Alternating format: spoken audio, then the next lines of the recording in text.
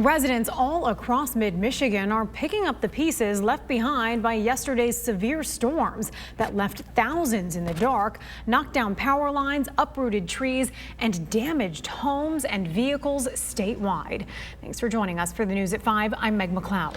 And I'm David Custer. Consumers Energy says they've had more than 1,100 crews out in the field working to restore power to thousands of customers who lost it during these powerful storms. TV5's Trevor Sahaki spoke with several people who had some close calls as trees came toppling down. The wind was so loud you couldn't even hear the trees cracking. If you're aware, we got a tree limb through your garage, and I was like, what? So if it was one more step, why would it just been hit?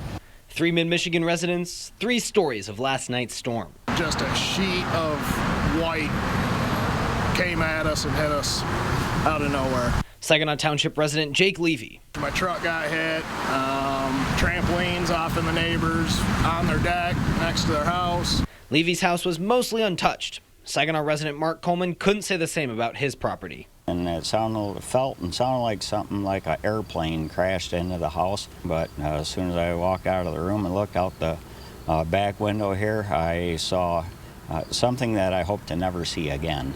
A massive part of his neighbor's tree broke off and fell on his garage. Coleman considers himself pretty lucky. This branch came in like a dagger through the roof of his garage. It could have just as easily come in through his bedroom window.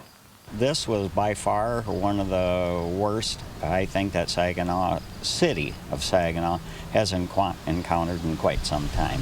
In St. Charles, Sarah Beauchaw's son Wyatt asked to go visit his friend after the storm had passed. He was just frantic and shaking, and he came back to tell me that like a giant tree had fallen right in front of him when he was walking.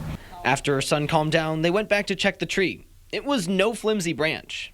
But when I actually went and saw it and took pictures, I was dumbfounded. I'm like he cheated his death. That thing would have crushed him. Both mom and son are okay. Next, for many residents with damage, waiting on insurance. In Saginaw, Trevor Sahaki, WNEM TV5. And tonight, Consumers Energy is reporting more than 700 outages affecting more than 22,000 customers. And for DTE Energy customers, more than 29,000 are without power, stretching from the Thumb to Metro Detroit. Most remaining power outages are expected to be fixed sometime tonight or tomorrow.